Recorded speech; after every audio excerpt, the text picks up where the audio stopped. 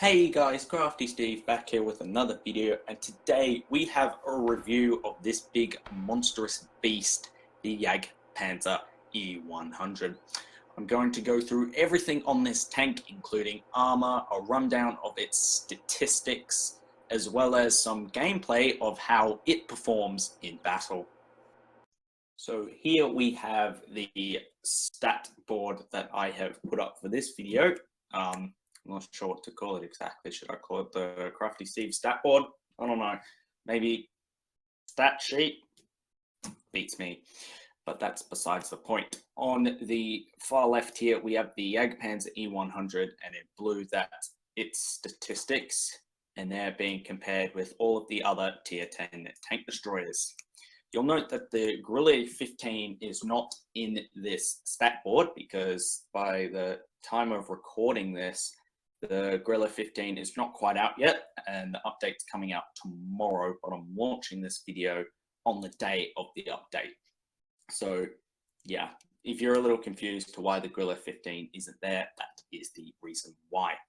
So to start us off, let's just go down through a general rundown of the statistics. 2,000 hit points is the highest out of any tier 10 tank destroyer currently in the game, which is largely due to its large size and heavy armor. View range is completely standard, 250 meters view range, only one tank in that tier being anything different, with the Object 263 having 255. Its fire chance is also bang on average, not quite as high as the American tank destroyers or the British, but isn't quite as good as the Object 268. We now move on to armor, and the Jpz E100 has the fourth best frontal hull armor, although it is a lot more effective than some of the other tanks on this list, say for example the T110E4. In my opinion, the Jpz E100's frontal hull armor is much better than that of the T110E4, largely due to the fact that it is more, it's more straight. The E4 has a curved frontal plate, and the 254 millimeters of armor only applies to the beak on the T110E4. But I digress. The Jpz E100 has the best side armor in tier. This tank is fantastic for side scraping, although its limited gun arc means that you can't quite get some of the shots you can with other tanks. Like the AT-15 is fantastic at side scraping due to its 15-degree gun arc. I think something like that. But the Jpz E100 only has 8, so you cannot side scrape and fire at the same time. And the hull rear is also the best in tier, being 150 millimeters. Not that you really need to use that, as your enemies will most likely be able to catch your rear armor completely flat, and 150 millimeters completely negated. Turret armor doesn't apply, as this tank does not have a turret. And now we move on to the mobility of the Jpz E100. The Jpz E100's engine power is the best in tier at 1200. However, this tank is a heavy old girl weighing 134 tons, which means that its horsepower to ton ratio is the worst in tier. In type, should I say. Its traverse speed is also not very good at 20 degrees, which is even worse than the T110E3, as well as its speed limit being only just better than the T110E3. However, getting up to a 30km/h top speed limit with the Jpz E100 can be quite hard on flat ground. And finally, we go to the gun and firepower of this thing, which is where the Jpz E100 really sings. 800 alpha damage per shot for the AP rounds is the second best in tier at 800, which is 160 higher than that of the Object 268, the T110E4, and the T110E3, which all use the 152/155 millimeter tier 10 tank destroyer gun variant. Its average damage per shot for high explosive is also the second best in tier at 1200. However, the pen on the HE rounds is the second worst in tier, which makes firing that high explosive rounds not a viable option. Unlike the FV215B183, which has 220 millimeters of penetration on the gold high explosive rounds. Although this is made up for with its AP and gold pen, with its AP pen being pretty good at 299, third best in tier, but its gold pen is where it really sings. Those heat rounds have 420 millimeters of penetration, being the highest penetration shell in the game. If you can bounce a shot with a 420 millimeters of penetration heat round from a Jpz E100, there is no other shell in the game that's going to do that job. So, yeah. And even despite its 800 alpha damage on its AP shells, it still gets a rather decent 3.38 rounds a minute, which means that its DPM is actually not that bad. It's 2,704, which is the third best in tier, slightly below the Object 268 and well below the Object 263. Its accuracy is also not that bad. It's about the third best in tier, but its aim time is equal second worst with the T110E4.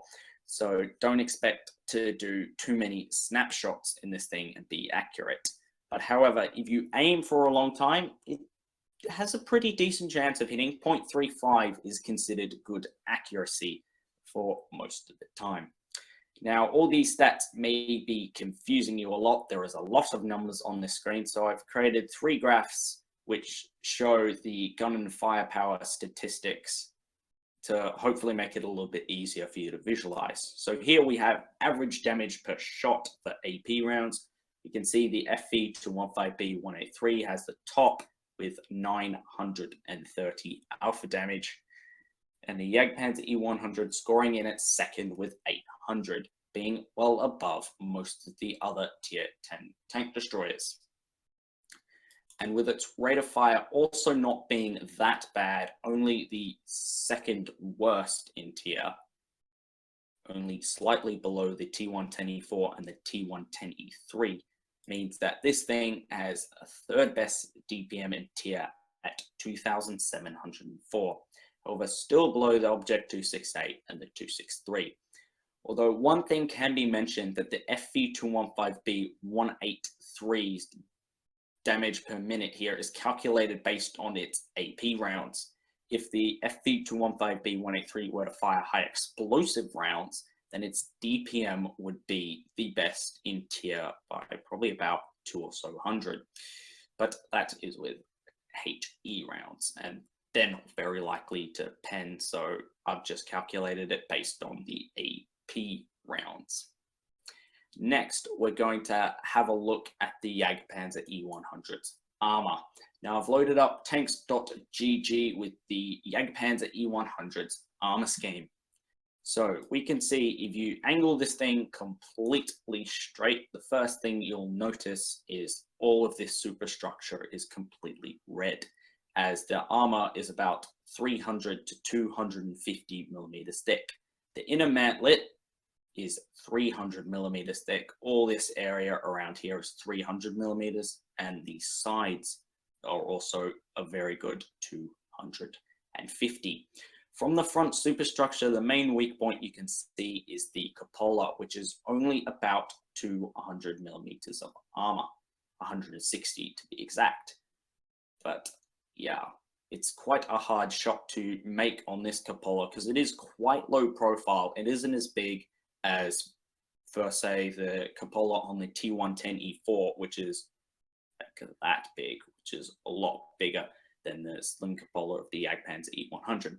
And most of the time, due to the current meta of the game, people will just load heat rounds and go through the sides of the superstructure, which when angled completely flat are maybe 280 millimeters thick, but there are plenty of heat rounds in this game which can pen up to 300 millimeters of armor, say for example the T54.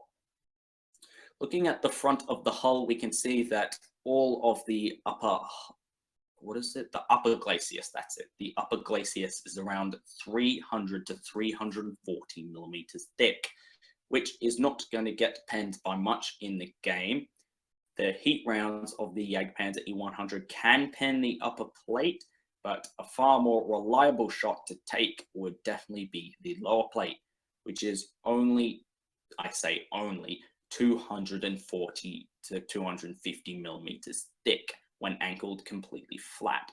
So if you have a Jpz E100 flat on like this, the best chance you have of penetrating is going straight for the lower plate.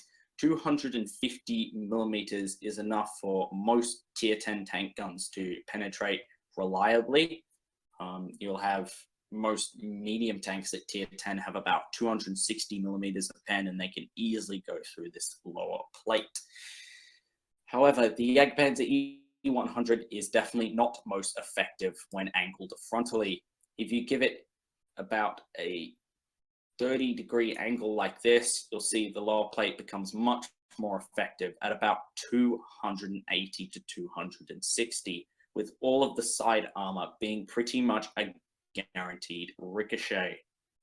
And that also means that the side of the superstructure is now over 300 millimeters thick, which is becoming hard for even some heat rounds on tanks to be able to penetrate. And also the upper glacis becoming an even more ridiculous 400 millimeters thick. Side scraping on this thing, if you get it at about this angle and pretend there's just like a wall here and all, they pretty much guaranteed bounces everywhere. Effective armor of 600 millimeters plus, only 269 down here, but that's ridiculous 64-degree angling, which means that any shell in the game will ricochet right off. However, the Jpz E100's armor may be very thick, but it is not very well angled, which means you have to do all the angling yourself. And if you don't, and your enemies catch you flat in the side or the rear, you can see it's an easy 160 millimeters of armor and about 180 on the side skirts. But I would highly recommend not shooting the side skirts of this tank. They are very, very effective. They are 60 millimeters thick, and they're very good against heat shells, because heat shells, I don't know how to explain this exactly, but heat shells, they are, what the damage from a heat shell actually comes from is like a jet spray, which goes into the tank. And if it hits an outer side skirt of armor first, the distance between the side skirt and the actual armor will also diminish the penetration of a shell. So say, for example, if this skirting plate of 60 millimeters thick was a meter away from the main armor, for example, then when it hits the skirting plate, the jet spray will come out, but it won't be able to go for a meter. And even if it does go for a meter, it will have very little penetration left and will just get absorbed into the armor with no damage done. Yeah, I hope that explanation wasn't too bad. It's kind of a hard topic to explain, but we can explain that in another video if you guys like. Same case with the rear armor, not very good when it's angled flat. So your best bet to bouncing shells in the Jpz E100 is angling that flat armor, and then you get ridiculous numbers like the ones you see here. When you're one-on-one with other tanks, make sure you try and wiggle your armor constantly back and forth, which means that if they're trying to use their gold rounds to shoot at your superstructure, outer superstructure, then they can miss or catch it when it's at a really good angle and very thick. And yeah, also if you are face hugging your opponent, bring your gun up. Let's see if I can do this. No. I think something's wrong with tanks.gg. Oh, there we are. Something like that. So put your gun in front of your cupola there. You see, blocking the cupola with your gun. So if enemies try to shoot your cupola, they will bounce off your gun. Well, to summarize, what are the strengths of the Jpz E100? The strengths of the Jpz E100 are its very thick and effective armor, made even more effective with angling as well as side scraping. Another main strength of this tank is its gun. Its 17-centimeter pack is very effective in taking out its opponents, having very high alpha damage and good penetration values, and despite the high alpha damage, having a rather decent rate of fire, giving it third best in class DPM. Anyways, that's quite enough rambling from me. Time to showcase how the Jpz E100 does in some gameplay. For the first game today in this review, I'm playing the Jpz E100 with my good buddy Ant Ilian, who is in his Object 268, another tier 10 tank destroyer. We are fortunate enough to have run across a platoon of our own clanmates, Books in the Leopard 1, and my older brother, Strategic Possum, in his Object 140. There is going to be some banter in this game, which everyone loves, right? I instruct my team to head to the left side of the desert, which is the usual tactic on this map. Is it Oasis Palms? Yes, Oasis Palms, right? Yeah. I come up to this ridge here as a possible sniping position over the rest of the desert. It's kind of strange trying to play the Jpz E100 on this map because most of it is a brawl. You don't have those long-range sniping positions you have on other maps that you would love. Say, for example, Dead Rail. You can just camp on the hill on Dead Rail. We get immediately spotted as we crest the ridge. I find Strategic Possum exactly where I thought he would be. I'm just waiting for a shot now. In the Jpz E100, you really just want to wait for the perfect shot. When your enemy crests the ridge, for example, without you knowing they're there, like this, straight into the front of Strategic Possum, doing 740 damage? Me with classic banter saying, take that. I think I might be getting a bit cocky now. But I digress, we continue. I'm trying to aim a shot on that leopard, but he's not staying up on the ridgeline for long when he knows that I am there. Gonna move up now with the rest of my team. I'm probably gonna be useless if I keep standing back here. No shot on the leopard. Oh, is this IS-7 gonna crest? Doesn't appear to be, so I'm going to move over to the right here where my platoon mate Antilian is. He's getting flanked by Strategic Possum, so I'm going to load a high explosive shell to kill Strategic Possum with, because he is only on 272 hit points, which makes it very likely that the shot will kill him, even if it doesn't penetrate. My brother is complaining that his gunner is drunk. Can't exactly blame him because he's probably right. Antilian replies saying, "You're in a Russian tank," which is a fair enough excuse for your gunner to be drunk. Russian tanks aren't exactly very accurate after all. I spam a heat shell into the side of the E100's turret after I put an AP shell into the rear of his turret, totaling to 1600 damage in 2 shots. Antilian says it's all up to me, which it most likely is. Aiming a shot on this E100, bang. Straight into the front of his superstructure on the right side. The whole rest of their team is just going to charge me now. There's not really a hope in the world that I'm going to win this one, but I may as well try. Heat shell straight into the side of the IS-7, doing slightly above average at 819 damage. Unfortunately, I get taken out by the tortoise on the enemy team.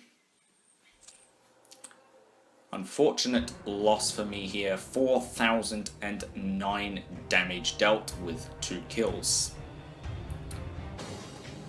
Going on to the next page of stats, we can see the rest of my team did abysmal at best, and the other team did more spread out damage across their tanks.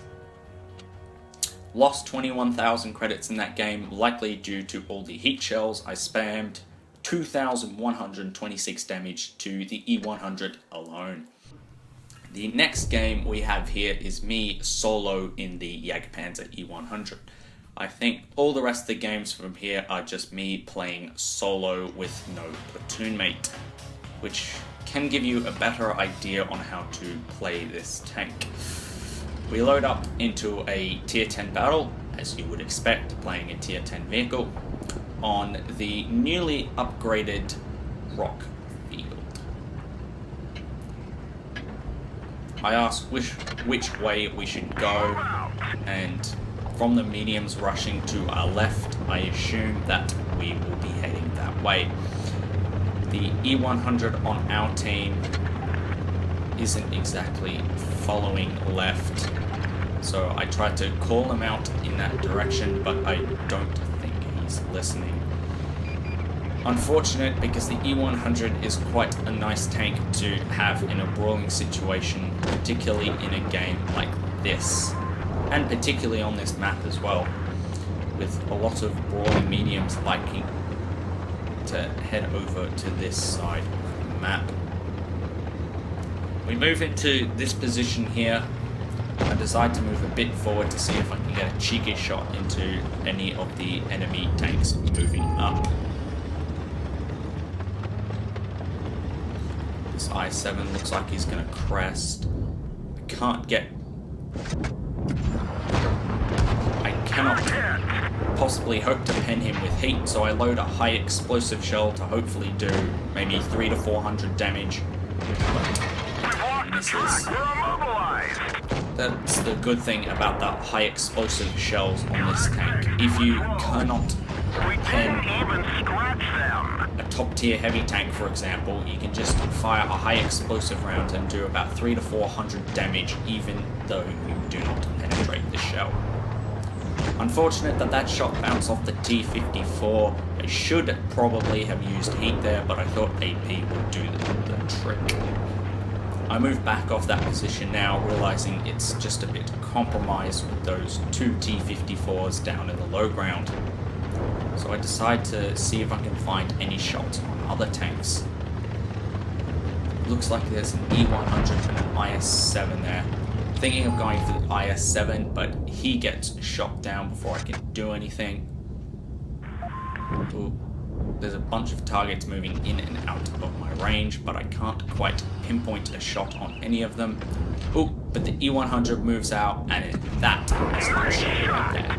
808 damage to the side of the E100. It's a very useful shot to make against that dastardly tier 10 German heavy tank. My next shell is loaded. I'm thinking of coming round to these 2 T-54s as they seem to be making an approach. I use auto aim to land a shot on the T-54. I found the auto aim quite useful on PC as it's similar to that on the regular World of Tanks, where it aims directly at the center of the tank and it makes coming out around corners a lot easier. We put a shot into the T-54, managing to ammo rack him from 900 health, which kills him in just one shot. E100 foolishly comes out around the corner. We trade shots, but because mine does a lot more alpha damage than his, 160 to be exact, we come off for the better. I'm trying to aim for another shot on the E100. Ooh, there's grey, no, there's red now, but never mind. The T-54 exposes himself a little bit too much, and the HE shot able to finish the remaining 180 odd hit points. You're seeing just how useful the high explosive rounds on this tank can be. Being able to do consistently 300 to 400 damage and being able to finish off tanks where you wouldn't be able to get a penetrating shot with AP or heat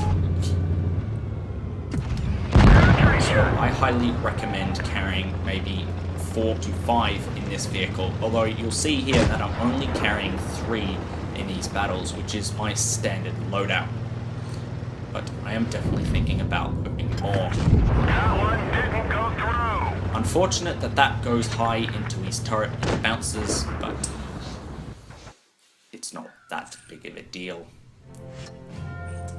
I earn 1 day of premium account for getting a 2nd class badge, 4,254 damage in this one, 1,500 damage alone to the E100, made 36,000 credits. And for the last game, I am again playing solo in the Jpz E100. However, in this battle, I am playing on my iPhone 5S rather than my computer, as this was before I made the jump to Windows 10 and inevitably World of Tanks Blitz on Windows 10. Again, we are top tier as to be expected because it's tier 10, and we are playing an encounter battle on mines. Due to this being on the phone, it's taking a little while to load up, but that's not too much of a problem. Let's go. Immediately I head off to this hill position over here, which on mines, particularly when there's a lot of mediums on the enemy team, I highly recommend. You can get to this position very quickly if you spawn down in the low ground where I spawned, and it gives you easy shots up into the mediums that are going up onto the hill. However, in this game, our 4 mediums quickly get to the hill and stop the 3 mediums on the enemy team from moving anywhere. So this position is currently 100% ineffective. So I decide to move forward to where the object 268 on my team has headed. But I changed my mind thinking that the enemy team might rush up to the hill. However, that was a big mistake, as now the enemy team has started to make an advance towards the object 268 on my team. So I hurriedly come along to try and help the 268 out. Unfortunately, cannot quite get the shot on the Leopard PDA there. I load a high explosive round because if I can get the high explosive round on the Leopard PDA, I have a higher chance of finishing him off. And particularly with his very thin armor, it's quite likely to penetrate, provided I don't hit the tracks. I switch back to AP, however, because he's now on 670 health, which makes a one-shot much more likely than AP. Object 268 on our team gets finished off by, I think, the E75 was, and then I managed to finish off the Leopard PTA. Unfortunately, I'm now being flanked by a T-54 with an E75 in front of me, but I do a nice snapshot with a heat shell to the upper plate of the E75, finishing him off. And now there's just one more tank to deal with on this hill before I think I'm just be safe. T-54 tries to flank, but I put a rock between me and him. He has nowhere to go. Throw a shell into him, and because of my huge weight, Enemy vehicle knocked out. I now finally have this hill position all to myself, which is very good news, particularly on mines, when most of the teams usually just rush to the center of the map over where the IS-4 is. However, this position has now become ineffective because most of their team is down at the spawn, and the IS-4 is in some very thick cover. However, we still have this Centurion 7-1 to shoot at. I move down to the low ground quickly. I traverse my tank to get a shot on him, and bang. 670 damage easily done with the Jpz E100. In that situation, if I was in a tank, say the Object 268, I would not have had the alpha damage to finish him most of the time, and I would have left him on 30 odd hit points, which is another main advantage of the Jpz E100, its higher alpha damage, as I have talked about before in the statistics review. A very quick game, that one, but a good, entertaining one nonetheless. It was good to show off how this tank can get itself out of trouble with its high alpha damage. Only 2,800 in this one, but as I said, it's a good demonstration of how the alpha damage can keep you out of trouble. Made 27,000 credits, again 2,180 damage, 5 kills and 1,054 base experience. Well, thank you all very much for watching the first review on this channel. Well, the first review of this sort of style of review where I go over its stats in a spreadsheet as well as its armor profile. If you enjoyed this video, leave a like and why not even subscribe. That way you'll never miss one of my videos. Thanks for stopping by. I'll see you guys in the next one.